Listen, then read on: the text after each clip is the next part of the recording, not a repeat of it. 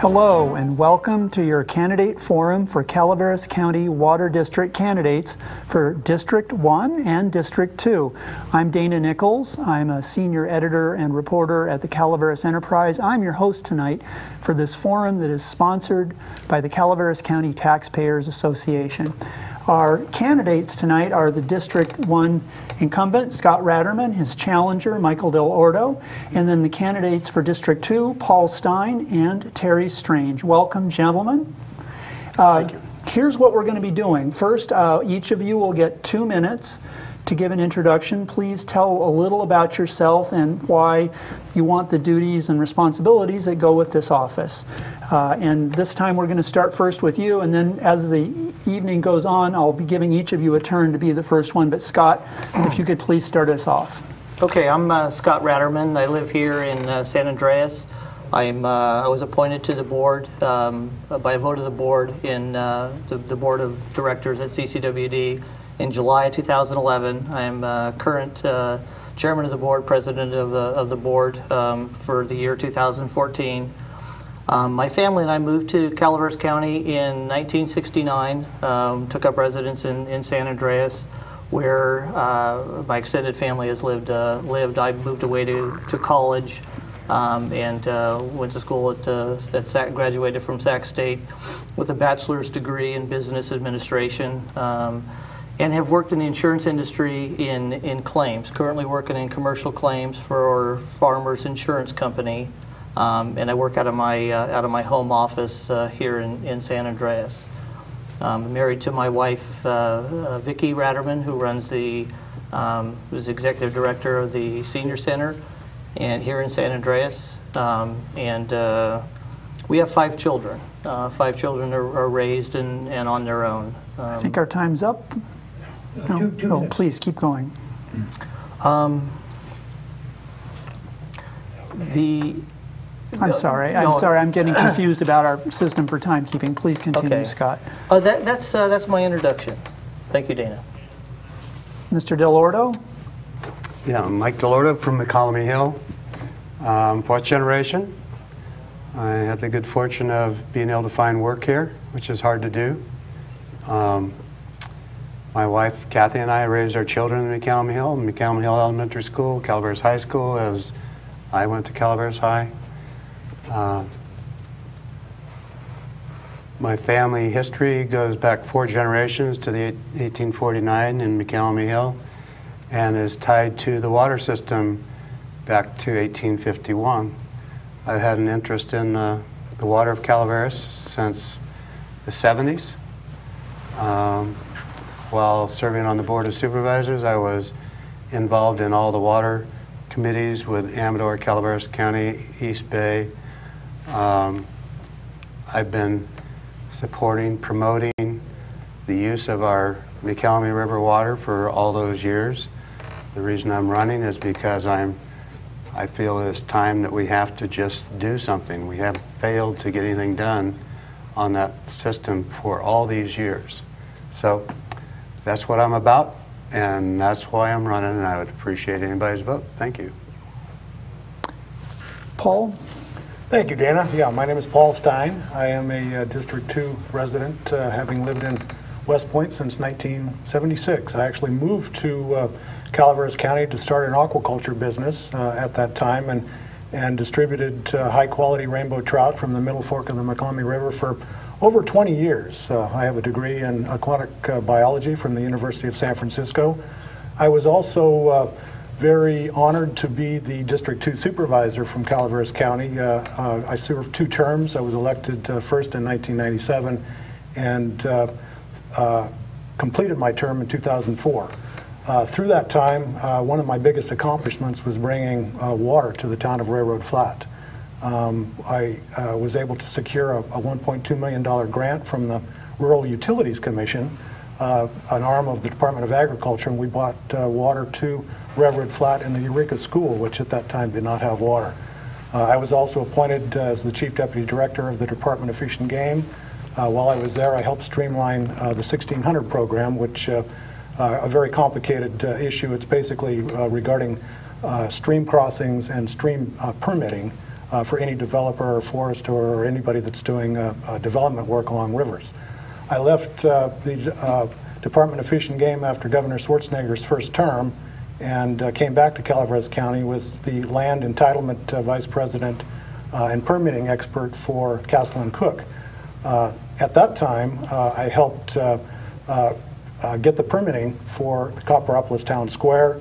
I also got a wastewater permit so that we could use wastewater on the Saddle Creek Golf Course, which saved a tremendous amount of water over time, many thousands of acre feet of raw water that would have had to been put on that golf course. So I'm very proud of the work that I've done already with CCWD in building the town square and building water and wastewater systems for that community, and would be looking forward to using my expertise as a member of the Calaveras County Water District. Thank you. Terry? Hi, Dana. Thank you very much. It's been a while. I'm a little bit nervous here. It's been a long time since I've been in front of a camera. So anyway, my name is Terry Strange. I live in Woolseyville. I've been fortunate enough to purchase property on a trout stream. My wife Erin and I are raising 2 children. Muriel just started at Toyon Junior High School, and Merrick is a student at the elementary school there in West Point. I've spent my entire career in water resource management, aquatic sciences, water policy, as well as watershed management. I've got a master's degree in watershed management from Humboldt State. I've got a bachelor's degree in fisheries biology from Humboldt, and also a bachelor's degree in wildlife management. So the opportunity to serve the people in Division I is significant. It's not a duty that I take lightly, and I'm looking forward to helping them out. I helped form back in 2003 with the help of other citizens. We formed, or interested citizens, we formed the Upper McCullumee River Watershed Council. I was the watershed coordinator from 2004 to 2007. And during that time, we were able to assist both Amador and Calaveras County with a lot of land use, water resource planning. In addition to that, I'm a former college professor. I've taught courses, I've developed curriculum, as well as developed programs in water resource management in both California and in Oregon. I know water, and it's at a point now in my professional career. I'm also a ratepayer, and to see what has happened, the deterioration of trust and respect that has happened with the CCW district up in Division II, to me, is appalling. I'm upset, and I think that something needs to be done, and I would love to provide the opportunity to get back to the community. D2 deserves it. Thank you. Thank you, gentlemen. Great start. I'm going to ask Mike to take the first question so that everybody will get a chance to be the first one to answer, and in this case, then that means, Scott, you'll go last. And so this, I think, is a good question to let the incumbent go last on. Why don't general managers last more than a year or two at CCWD? And what, if anything, should be done about this? Well, I'd have to say that, first of all, I didn't know personally the general managers, and I haven't watched the interaction between the board members and the general manager. There's probably a lot of reasons why people would leave a job like that. It could be they're just moving up the ladder, or it could be a difference of opinion between board members, and the board oversees everything. So I don't know what the case was, but I know that they've gone through a couple of managers, if not several, over the last few years, and it's unfortunate. Thank you. Paul, what do you think on the general manager turnover question? Well, there's a lot, Dana, that can be said about that. I have been attending almost every meeting for the past 2 years that CCWD has conducted. I think it's more than just a desire to be on the board. You have to go in and talk to the general managers. You have to talk to the board. You have to pay attention to what the ratepayers are saying. So I did know personally Dave Andrus. He was the general manager 3 times removed, and he got a little bit sideways with the board over some personnel issues. He was a very good technical manager. He knew budgeting, but he got sideways with the board, and they politely asked him to move on, and he had a buyout and did move on. June Lopez came in, was hired by the board specifically for her political acumen and her ability to work in Sacramento and build coalitions. She did that, and did that quite ably as far as I understand it, and was moving away from her family. She lived in Southern California, really wanted to move back to Southern California where her family was, and so she did ask the board if she could move on, and they agreed to that, I think reluctantly, so she moved on. The last manager that they've had, Mitch Dion, I did also know personally. I met with him a couple of times, talked to him about his issues, and quite frankly, from what I saw, he was what we call in the political trades, he was front-running the board a little bit. He was getting out in front of some issues, not keeping the board up to date on some key issues, and was not following through on board policy direction. So he was also terminated and given a buyout, and so that's what happens basically with general managers. You have to have a keen eye on how you're working with the board, how you're working with public, but you're there basically to follow the will of 5 people. And if you don't do that, the board will make a decision that it's in the best interest of the district to replace you and move on to the next person. Thank you, Paul. Terry, what are your thoughts on this? Thank you, Dana. I think that's a good question. And when you look at the track record that CCWD has in the last 10 years, having 6 general managers, that's certainly excessive, and that's probably why you asked that question. I think that as a general manager, obviously, your interpersonal skills are very, very important when you're reacting or interacting with staff, with other elected officials. You have your own, you come into that position with your own kind of agenda, if you will, or ideas on what you'd like to see implemented with policy and various other programs. And how you interact and relate with those 5 people that are essentially providing you guidance and direction is very, very important. Now, I don't have the experience and relationship to knowing each and every one of those folks and how they worked within that environment, but obviously something wasn't right. We have to, trust the general manager or the directors that are overseeing general managers, but at the same time, I think it's also important for the directors to communicate and build consensus within that board as well. What's confusing in the experiences that I've had with upper management is when goals, directives are not very clear, that leaves a lot to interpretation. And so, having not been in that boardroom, I can't say exactly this is what happened, but certainly if I was in that position, I would communicate to the full extent possible so that any individual that serves that board is going to have very clear, direct support, but also know exactly what tasks and direction that we'd like to see them go. And that obviously wouldn't be just my opinion, that would be the opinion of the other 4 members in that environment. Thank you. Thank you, Terry. Scott, you're currently serving on the board. What can you tell us about the general manager turnover situation? I came onto the board when June Lopez, our previous general manager, was on the board, and I could tell why she left was it was a stepping stone. She had a better opportunity. She had moved from Orange County to this area to take a step up from where she had been in her current position, and did a lot of good work in politics. In the Sacramento area. She also was heavily involved with a lot of the districts around here and trying to build bridges, if you will. In doing so, she got her name out statewide, and was very, very influential in a few things. The Delta Project was one of them. It gained her some attention. The Association of California Water Agencies saw her at a couple different conventions, and she became a speaker, became popular. She got a job offer, and what it did is it offered her a position back closer to home. She moved back where her family was.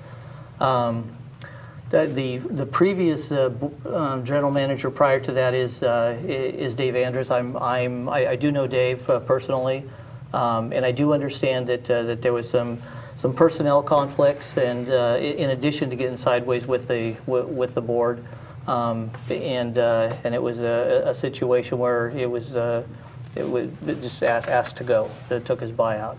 Our most recent general manager, Mitch Dion, not only got sideways with the board and was not providing many details or status reports on what was going on, but also there was some conflict with management.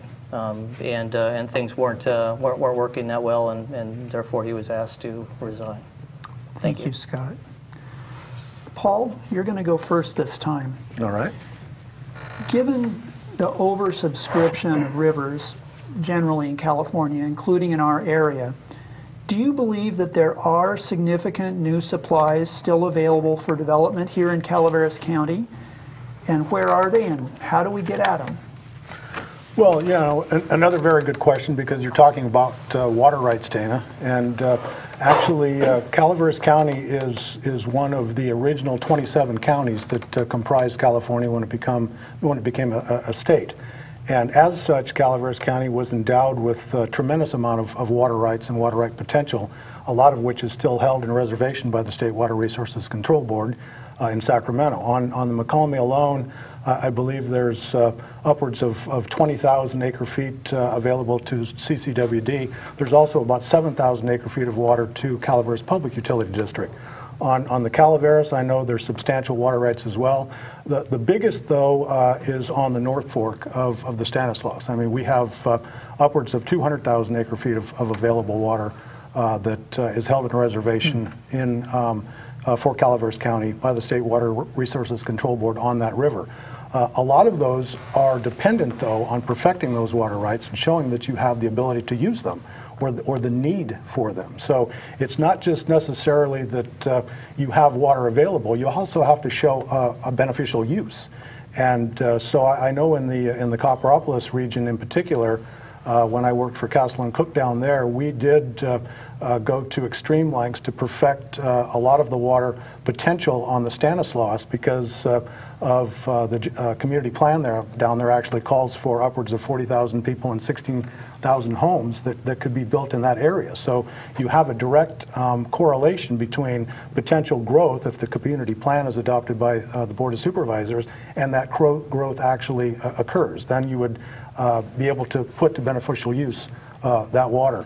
The North Fork of the McCollum, or actually the McCollum system, is a little bit more complicated in that there aren't available dams that you can use to draw that water from. So there's 5 dams above Electra, that are used by Pacific Gas and Electric, but those aren't reservoirs that Calaveras can tap into for water. So at some point, we would have to develop an impoundment source that you'd be able to use and access that water for development, or work out something with East Bay Mud that you'd be able to utilize their reservoirs as well. But we do have the water potential. Thank you, Paul.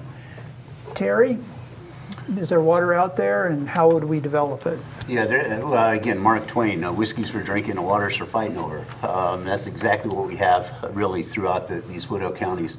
Paul had mentioned or referred back to the 1958 agreement with the East Bay Mud in relationship to looking at area of origin and the water rights that were set aside for California, specifically on the McCollum.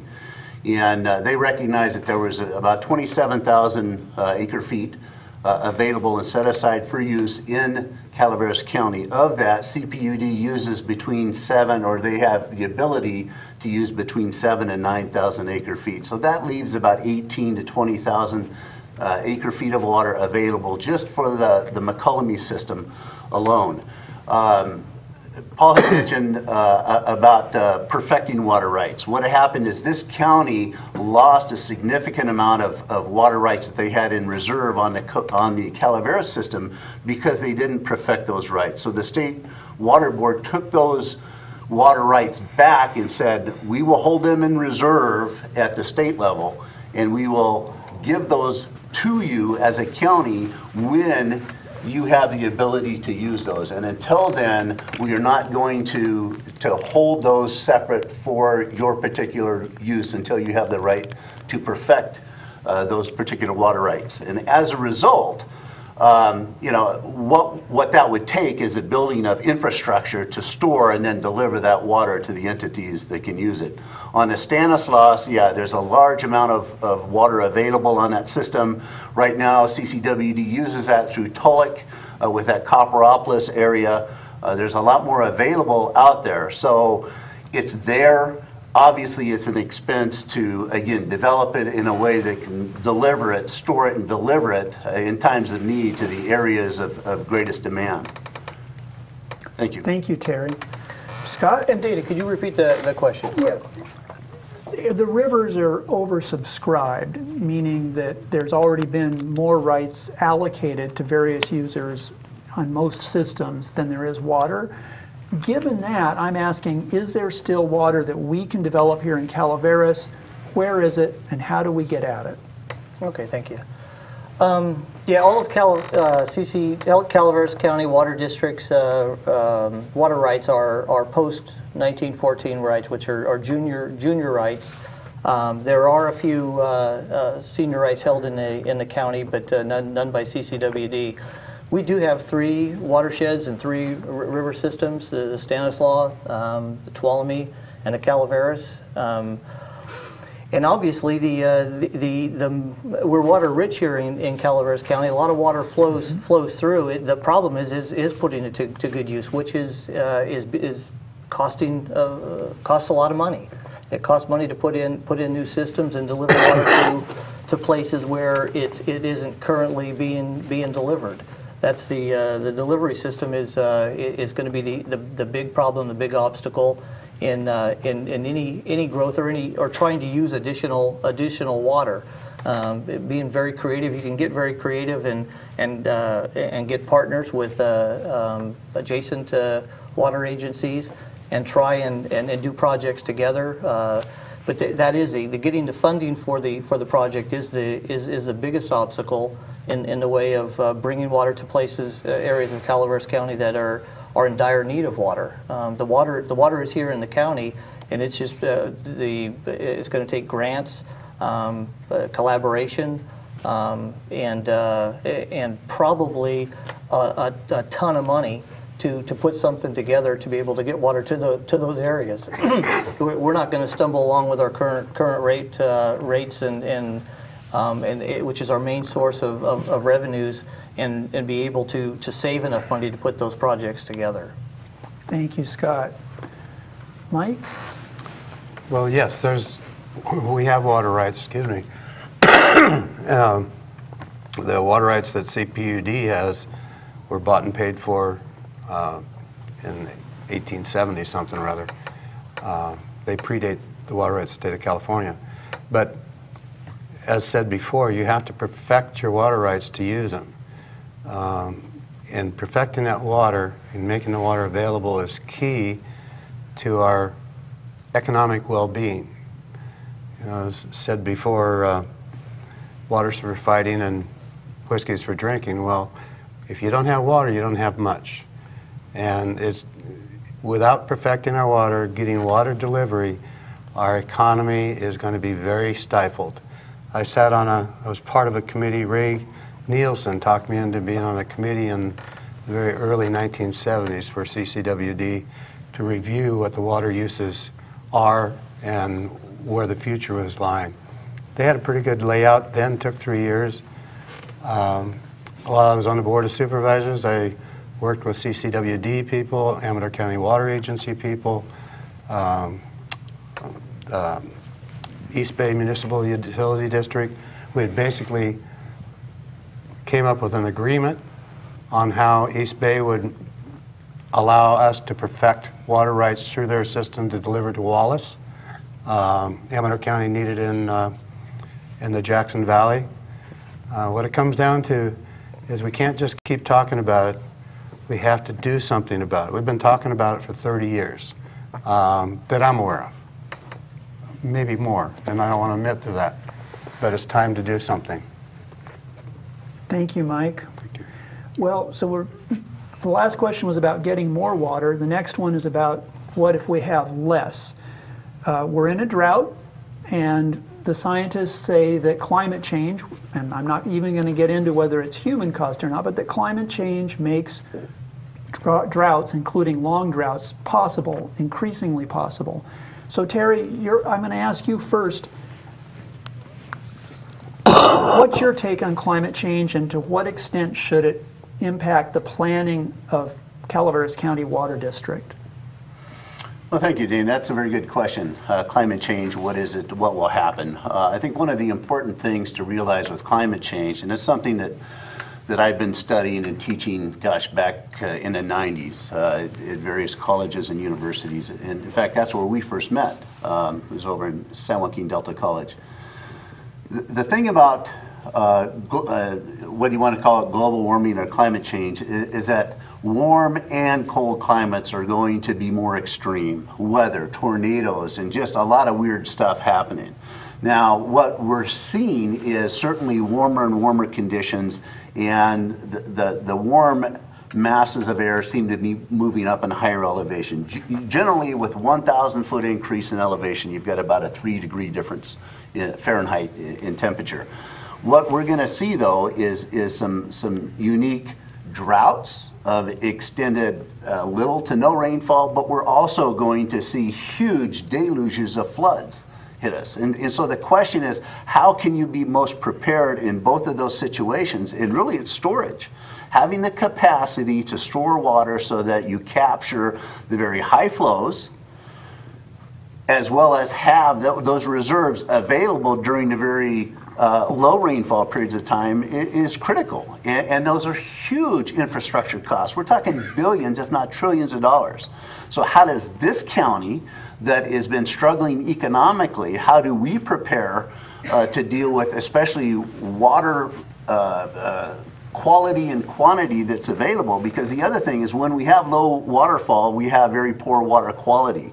And a good example of that right now is in the Wilseyville area. I went into the post office yesterday, and there's a sign up saying that CCWD is treating the water supply because of high algae, and the water's toxic to you. And the thing that was really frustrating, I'm off target here a little bit, but what's frustrating to me is the citizens had no communication from CCWD saying this was going on. Shame on CCWD. All right. Scott, your take on climate change and what the water district should do, if anything, to plan for it. Well, I do think that there is fairly good evidence of climate change, and it is going to be, or we've seen extreme temperatures in both hot and cold. In Calaveras County, I'm not quite sure. Again, it's a financing. I'm not quite sure what we can do here to prepare for climate change. Definitely, storage is a key item, and I know with the new water bond coming out that we are going to, the state is going to be looking at possibly. Definitely, or most likely, if the bond passes this November, is going to be looking at one storage project at sites up in Northern California, or further north of here, and possibly a second site for new storage in the down near the Fresno area. Those more storage in the state will definitely be advantageous for everyone in the state. It's going to provide a better system, but the extreme temperatures, it's also causing more fires, causing the land to be much much drier than it should be, and several years compounded of droughts is causing that situation to be worse. There are probably some things that can be done it's not going to be anything that can be done to affect climate change, but how we better prepare for it is going to be additional storage, and I'm not quite sure that's going to be coming to this county soon. Thank you, Scott. Mike, your take on climate change and what the district should plan for, if anything. Well, excuse me. First of all, we recognize, I think, that we're in a Mediterranean type climate. The climate has been getting warmer, I think, for the last 10,000 years, and over that time we keep trying to form it into our own lifespan so we can make use of that information. CCWD, back being the county's water agency, back when the East Bay and Amador County and Calaveras County settled a lawsuit and paid Calaveras County $1 million, CCWD put their money into studying all the potentials to store water in almost every nook and cranny in the county. The North Fork project later became an offshoot of what happened there. We have historic data where storage could be done. Storage is necessary. There were water systems long before there were pipes in Calaveras County. So, you know, we're not going to change the climate. I saw a newspaper article, 1904, January 1904, where the respondent said, "So much for climate change, or global warming." That was his phrase. So it's been going on a long time. I think preparing, perfecting, storing is what we need to do for our future. Thank you, Mike. Paul? Well, yeah, Dana, as a trained biologist and somebody that's made his life on the river for over 20 years raising fish, I can tell you that climate change and global warming is real. There's no doubt in my mind. However, I don't think it's as extreme as some people make it out to be. I think if you go back in time and we talk millennia and how long this planet has existed, there's been cycles like this in the past, and we're seeing it in our lifetime in this generation, and we're recognizing it for the first time as something that's probably really bad and harmful. But I think it's a cycle that repeats. That's not to dismiss it, though. I mean, I think it's a very real thing. I think it's serious. I also think that there's not going to be any more dams built in California in my lifetime. I just don't think that there's the appetite for that. I think the environmental community is such that they will not allow new dams to be built. Therefore, I think the way to get at this question is to talk about watershed restoration. I think there's got to be significant amount of dollars put back into restoring watersheds. For 2 years now, I've been talking to various leaders in California, East Bay Mud included, to talk about how we can get ratepayer financing to put money back into, say, the McCollum River, where most of the water goes to the East Bay. If everybody was willing to contribute and put money back into the restoration of the McCollum or the watersheds in Calaveras County, you'd be generating jobs, you'd have income, but you'd also have the ability to remove a lot of brush, remove a lot of understory that's sucking the water out of the ground before it gets to the river. So what storage you have has to collect what little water is there, and when you have too much brush and too much growth that's not being maintained, you're basically taking a sponge, and the sponge is holding the water. You've got to release the water so that it is able to be conserved and used more beneficially. So I see it, quite frankly, as a function of using the storage that we have, but making sure that the water does get off of the hill into the impoundment reservoirs at a more expeditious rate, and that would solve the problem. That's my opinion. Thank you, Paul. Scott, you get to go first this time, and this is one that's been on many ratepayers' minds. Is last year, the rate hikes being phased in over years to pay to maintain and repair and replace infrastructure. What is your view on those rate hikes now, and what do you think? Should they stand as they are? It's my opinion that the rate hikes were in dire need and probably a few years late. We have aging infrastructure in the ground, sewer or wastewater and water systems up to 50 years old. Never were intended to last that long. We have lift stations in the Copperopolis area near the lake that are held together with Band-Aids and need to be replaced. They're being addressed at this point. One of the things that we did, and actually I made the motion myself when we did the rate hikes, is to make sure that every additional penny that came from the rate hikes, everything over and above that had been collected from rates prior to that, went to capital improvement projects, put in a separate fund and can only be used for capital improvement. This is something that I think was very, very important to implement and hadn't been implemented in the past, and that's unfortunate. This is a project that should have been taking place over the previous at least 15 to 20 years, and never was. Whether the rate hikes will be rolled back, I don't think so. I hope not. TUD, our neighboring facility in Tuolumne County, raised their hike shortly before we did, and there was an uproar from the public, and they changed a few board members, got some new people in. They're in the process of raising their rates again. It's something that just needs to be done periodically. This district is made up of 13 separate water systems and 5 separate sewer systems, and it's spread all over the county. It's huge. Water rates may be a little bit higher for people in this county as opposed to in a municipality where there's just one water district, because there's more pipe per person, more pipe per household on both the water system side and the wastewater side, and it just costs that much more to maintain. Thank you, Scott. Mike, what's your take on the situation with infrastructure and last year's rate hike? What does it look like to you? Well, your infrastructure, you have to maintain your infrastructure, and I'm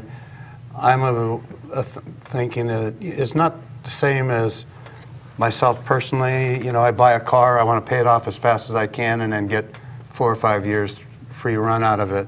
I think when you're dealing with a utility like CCWD, and where you're putting an infrastructure that has a lifespan of, pick a number, 50 or 40 years, that you try to spread it over 30 or 40 years, the cost or the repair back, because you're always going to be having to renew and renew and renew. I think the problem, and I'm not prepared to state this for sure, but I think the problem is when you let things go, you try to keep your rates too low, and time just keeps wearing on your infrastructure. Then all of a sudden, here you are, wake up one day with infrastructure that has to be replaced, and you don't have any money, so you have to raise those rates.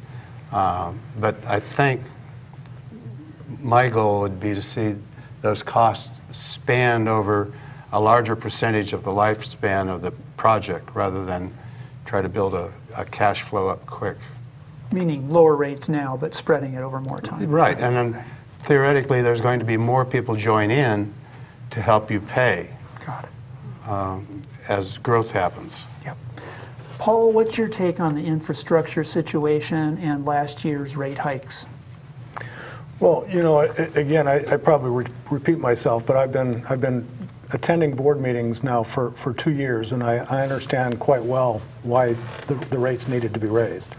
And present company accepted, Scott. Don't take my comments personally, but quite frankly, there were previous boards that were derelict in their duty and kicked the can down the road far enough to where they never had to raise rates. They weren't keeping up with the infrastructure that you're talking about.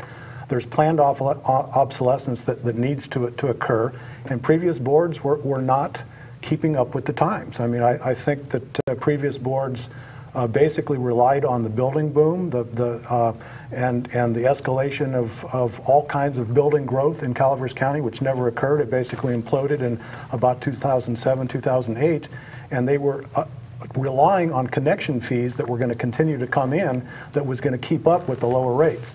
Well, previous boards basically kept their head in the sand long enough to where they couldn't keep up with the obsolescence, they couldn't keep up with the pipeline demands and the breakdowns in the sewer system and the pumping systems, and therefore this board was left with nothing else to do but raise rates in an exorbitant way to kind of keep up and make up for lost time. That's basically what looks like happened to me.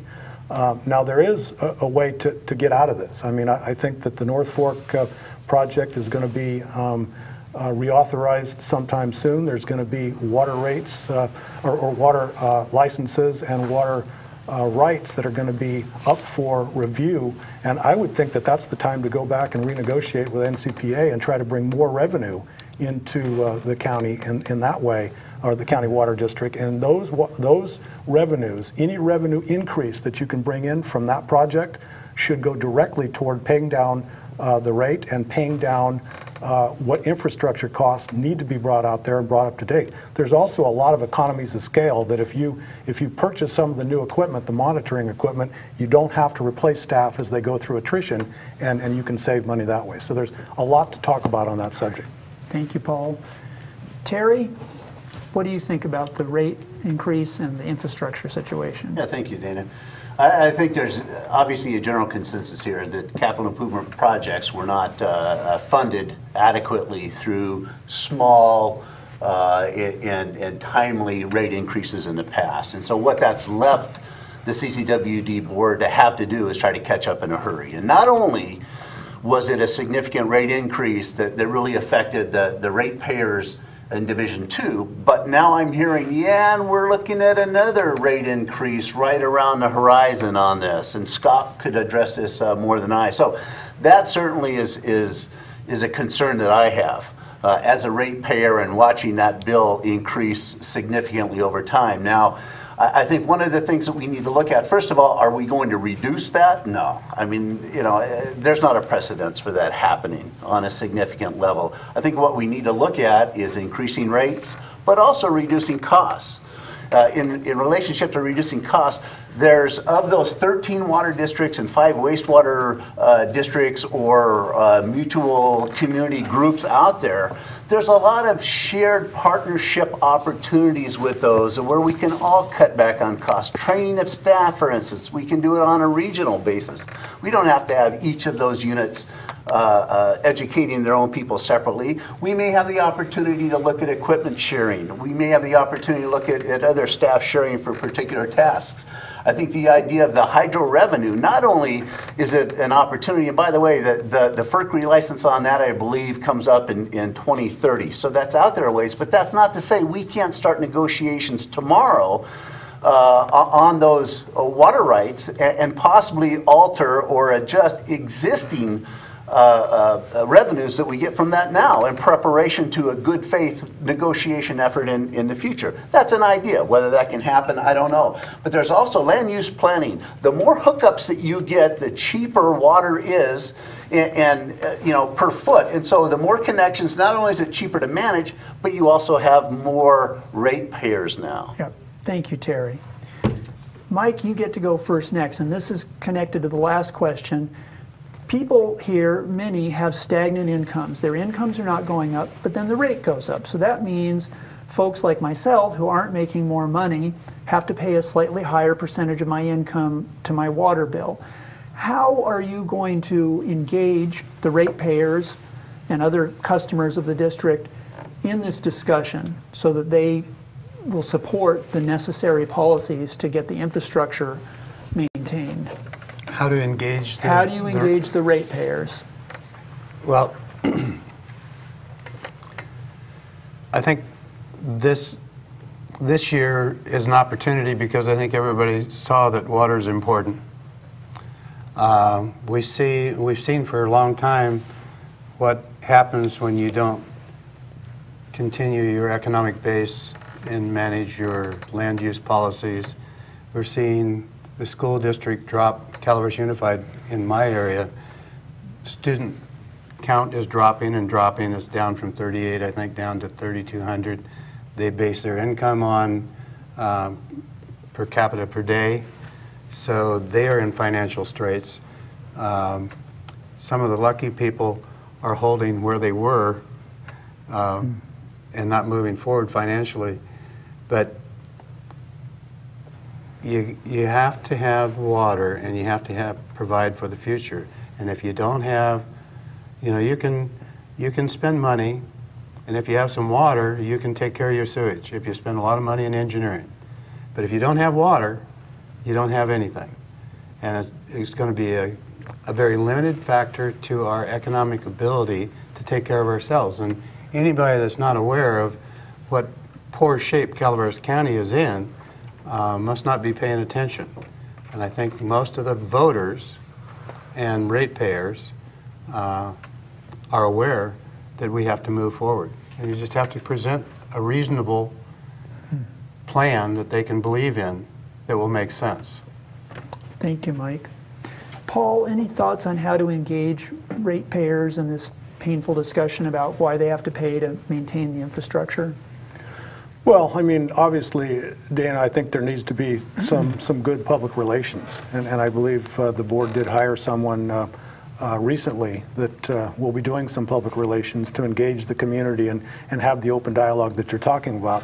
But to me, I'd rather do more than just talk about it. I know for a fact, having gone through a grant process that brought water into the town of Railroad Flat, I mentioned that earlier, through the Rural Utilities Commission, which is an arm of the Department of Agriculture, we had to go through an exhaustive financial process that basically looked at the poverty level in District 2 when I was a supervisor, and we found out that we're in the low bottom 20 percentile of communities that are able to afford just basic common needs for their living purposes.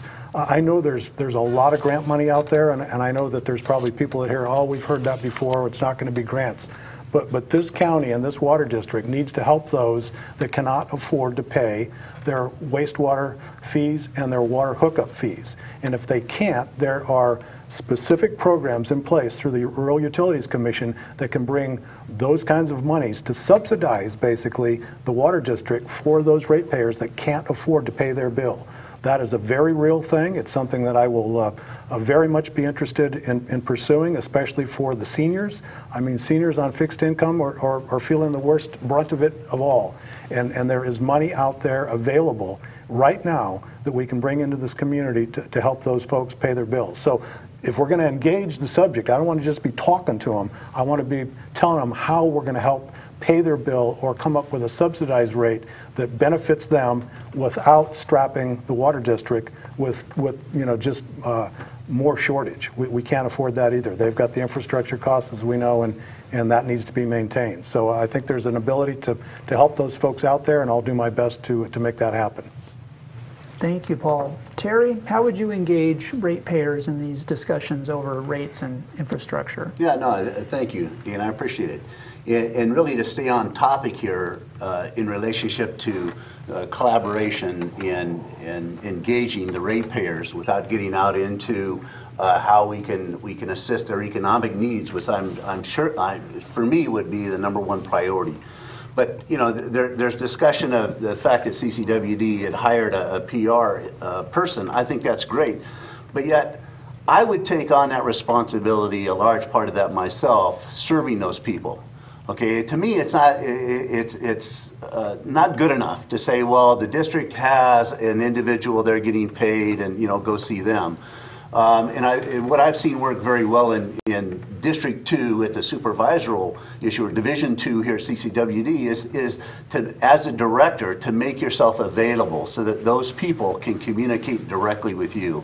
At the same time, obviously, that's going to burden that individual, the director, in following through and getting that information back to that person. But that's part of the job. I mean, that's why I'm here, and that's the interest that I have. It's broken right now. That line of communication is not working. So what happens is we lose trust. We lose respect. We, as a district, loses respect to those ratepayers and all, because they're like, where is my money going? And I think a good example, again, is that the little sign up in the post office today in Wilseyville. I mean, it's not working, and we need to improve that. And so when you look at how do you engage those ratepayers, you make yourself available and you make that a priority. But I think also understand that not only is it the ratepayers, it's also, you know, the property taxes that fund CCWD too. So there are people, there are parcel tax that irrespective of whether you're a ratepayer or not, you're paying into CCWD. So it's a much broader approach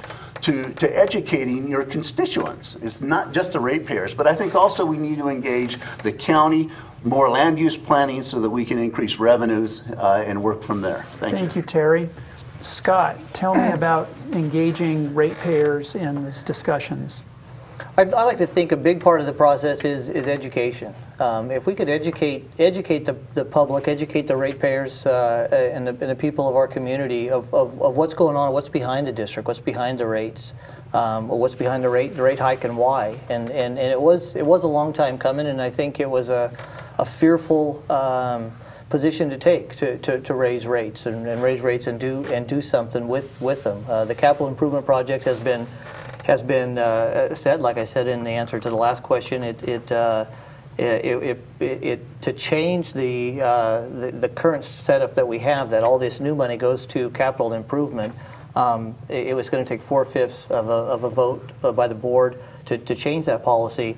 So most likely that capital improvement project and that policy will remain in effect a long time from this rate hike. This was a 5-year study that we did on the rate hike, but we decided only to raise rates for the first 3 years and then maintain them for the next 2 years. During those 2 years and every year after that, if rates aren't ever raised again, these funds will continue to go into the capital improvement fund and be able to be used for capital improvement for years to come. Hopefully, the rates will not have to be raised again, at least in the near future. I started talking about the 13 water plants and the 5 wastewater plants that we have here in CCWD system.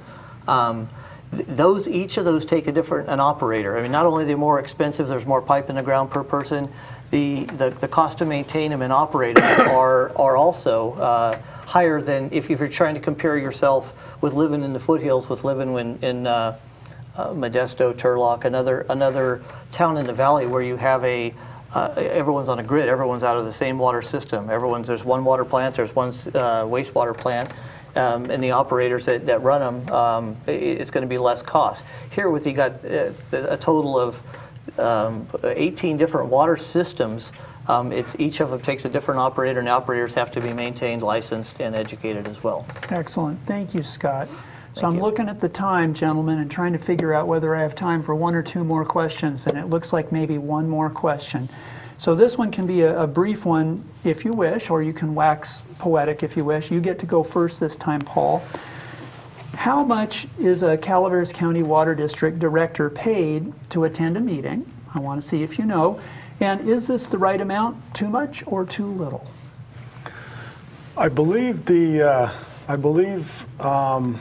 CCWD director gets reimbursed $135 a meeting, up to 7 meetings a month. You also get travel costs to and from and some mileage, some things like that. So I mean, having been a county supervisor and having been, part-time paid to do a full-time job at that time, I do recognize that you have to receive something for your time. It takes a lot more time to be a public servant than people realize. So I think that $135 a meeting, up to 7 meetings a month is about right for a CCWD board member, and I don't think that needs to change. Thanks, Paul. Terry? Yeah, it's my understanding it's 125 to 135 per meeting, up to 7 meetings.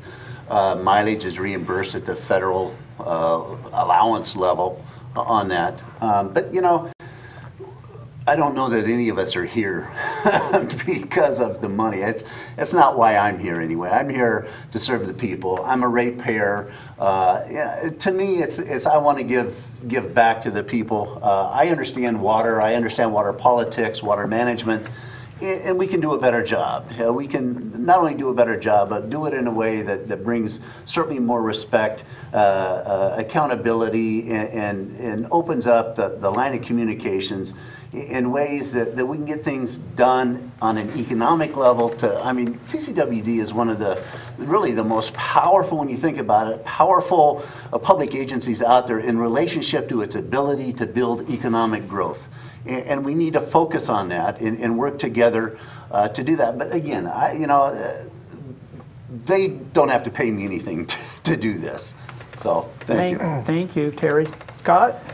Yes, currently CCWD board of director members are reimbursed at $130 a meeting, and the policy is set up to have an incremental increase, and it's approximately $5 per year. So in 2015, that will go to $135, and the mileage reimbursement is at the federal rate.